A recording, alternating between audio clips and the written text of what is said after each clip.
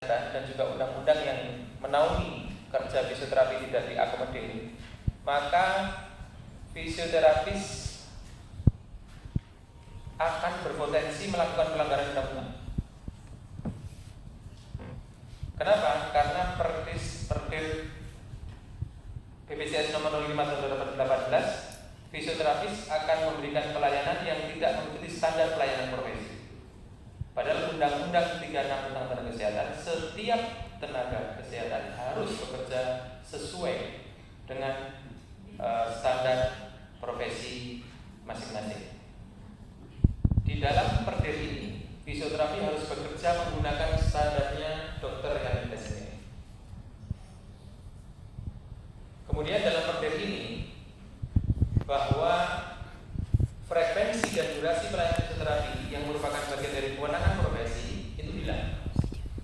Karena kedatangan pasien itu ditentukan oleh keputusan BPJS, bukan berdasarkan kebutuhan pasien hasil pemeriksaan.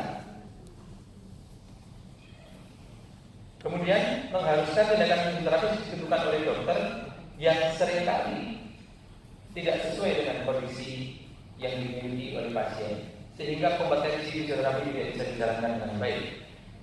Dengan konsep itu, maka pelayanan fisioterapi tidak efektif, lama rawat pasien menjadi semakin lama, tingkat kekambuhan semakin tinggi, dan peningkatan pembiayaan. Kemudian, fisioterapis dalam melaksanakan pelayanan tidak mendapatkan perlindungan hukum. Lanjut. Pimpinan dan Bapak Ibu yang saya hormati, kami mohon maaf Pak Ketua, ya. Ini hanya untuk meluruskan saja. Jadi kalau dokter rehab medik adalah dokter yang memeriksa lalu kemudian menemukan simptom-simptom bahwa harus dilakukan ABCD. Ya. Kalau fisioterapi adalah yang melaksanakan. Ya. Bukan. Beratnya seperti itu bukan? Ini konsep yang dibangun seperti itu, tapi konsep menurut undang-undang tidak seperti itu, Pak. Menurut profesi tidak seperti itu. Jadi fisioterapi boleh tidak menerima pasien sendiri? Boleh secara undang-undang. Tetapi kalau di rumah sakit, maka kalau dalam konsep BPJS itu ada yang namanya DPJP, dokter penanggung jawab pasien. Ini kalau di rumah sakit adalah dokter spesialis pertama yang menerima pasien. Nah, DPJP ini oleh Permenkes diberikan kewenangan untuk merujuk langsung kepada fisioterapi.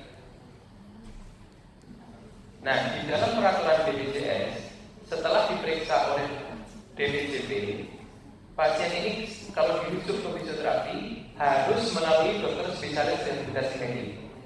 Sehingga ada 2 kali pembayaran spesialis yang harus dibayar oleh BPJS, yaitu spesialis utamanya DPJP, kemudian spesialis rehabilitasi medik, kemudian pelayanan fisioterapi.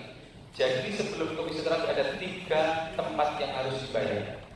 Disitulah yang menurut kami poin terjadinya pembengkakan yang luar biasa dalam pelayanan rehabilitasi medik, karena tidak mengacu pada peraturan menteri yang seharusnya diacu. Nah, oleh karena itu kami menganggap bahwa dalam keputusan BPJS itu